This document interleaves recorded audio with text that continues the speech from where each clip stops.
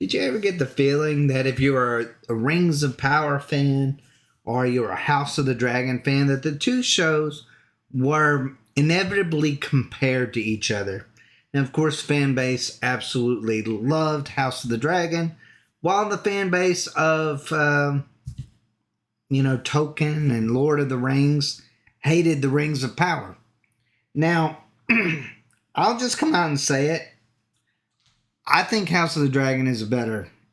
And I think it also destroys a lot of canon as well. I just feel like the only reason why fans don't get more pissed off by that breaking canon is simply because no one is a Tolkien. No one is a Tolkien. In modern day, Tolkien is really the author above all authors. When it comes to fantasy, he is. There's no one. George R. R. Martin is below him. He just is. He just is. And so I feel like while there's a lot of, of course, Song of Ice and Fire fans that are upset about specific changes that House of the Dragon or Game of Thrones made to the books, I don't feel like it is to the point where that fans would just completely disown it or just, cast it aside like it was the worst thing ever and I'm never going to watch it ever again. I think a lot of that's happened in Star Wars as well. But that being said, I think there's a lot of haters out there that want to just say everything about the Rings of Power was utter garbage. I don't think it was. I thought, for the most part, while it does break lore in so many different ways, and it's just overall just a confusing story about how they're kind of trying to, encapsulate all this information and all these characters and put them right smack into, this story when some of them are like hundreds of years apart. And a lot of these things that take place is so different. And then it was in, of course, Tolkien's writings. And that, I understand why it pisses fans off, because it is confusing. It is confusing. But if you're someone that's absolutely new to Lord of the Rings, or you just kind of got an idea from the show, or the movies of it, you're probably not quite as pissed as what, book readers are. And that usually is the case. But I think this is really interesting when it says, the Rings of Power showrunners tease Sauron's character in season 2. He's complexly evil, like Tony Soprano or Walter White. Now, that's a very interesting thing to say, isn't it? When you have a character that, it's usually, in Tolkien's writings, it's usually pretty black and white. Orcs are evil. Sauron is evil. Morgoth is evil. The elves are good. Humans, I guess, can be a little bit of both, depending upon anything.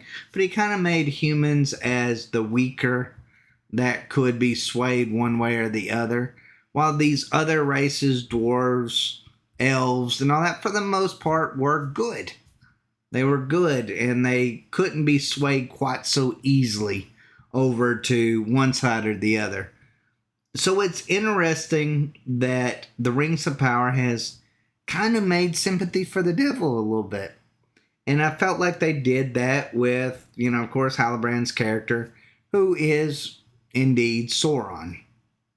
I personally actually don't have a problem with it. I really don't. I know a lot of people are going to be upset about that, and I totally understand why, because it completely and totally goes against everything that Tolkien made of that character. That was pure evil.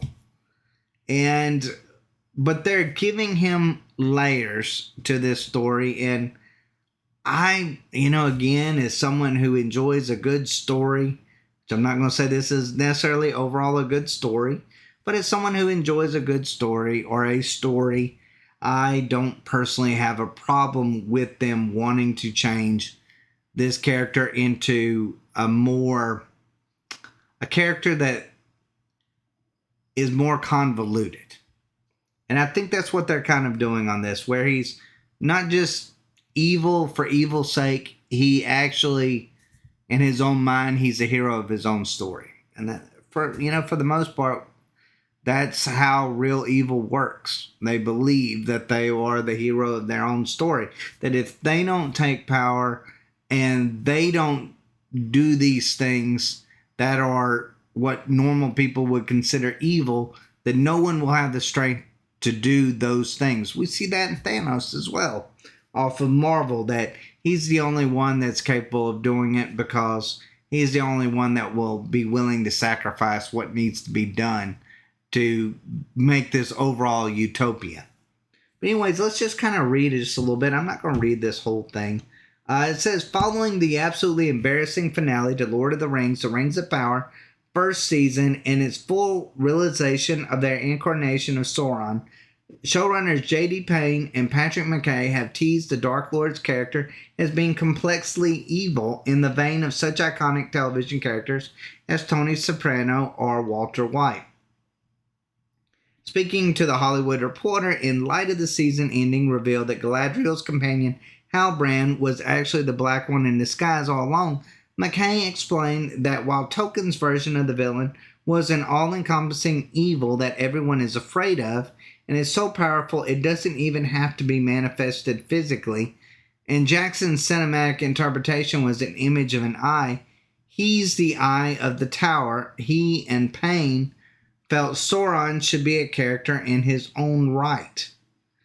We wanted to study the currents running within him in a way that hopefully would reward audiences as they follow him moving forward as he becomes the Dark Lord, said the showrunner.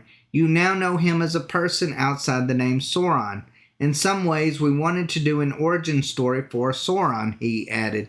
We didn't want to make a show that was about the hunt for Sauron, but we love the idea of Sauron as a deceiver who could hopefully deceive some of the audiences, which I think for the most part, I think they did a good job of that. It says, jumping off from his partner's point, Payne then interjected, there's something that Milton does in Paradise Lost that we talked about a lot, where he makes Satan a really compelling character. In some ways, he's the first anti-hero, where he's compelling that you can't take your eyes off of him, he opined. Milton did that on purpose because he wants you to fall along with Adam and Eve. He wants Satan to be so persuasive that he also seduces the reader and you're unconsciously won over so that you perceive your own fallenness and your need for redemption. And you know what? To a certain extent, I don't disagree with any of that. I really don't. I think for the most part, it's a pretty smart way to go about it. Don't make him just this overall evil character that no one sees, like kind of what they did in Lord of the Rings, which I personally, a lot of people say, well, that's the best part about him is you don't get to see him very often, but I don't know. I kind of like my bad guys that I can see. I mean, I also like a character that is more layered to a point.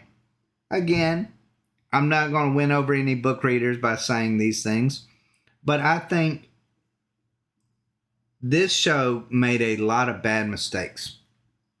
A lot of bad mistakes. A lot of bad acting. A lot of bad characters. Galadriel is probably one of the worst characters in modern television history. Like, she makes Rey interesting. But I think if they did one thing right, I think Halbrand was done right. And I think the whole sympathy for the devil angle might actually pay off in season 2 for them. We'll have to see. Let me know what y'all think in the comments down below. Are you upset about, this not making or kind of giving Sauron a backstory? Do you feel like that lessens the character? Does it make you hate this show more that they are making him into more of a gray character, where that at least in his own mind, he's deceived himself into believing that he's the hero of this story. Let me know in the comments down below. And as always, guys, thanks for watching, and y'all take care.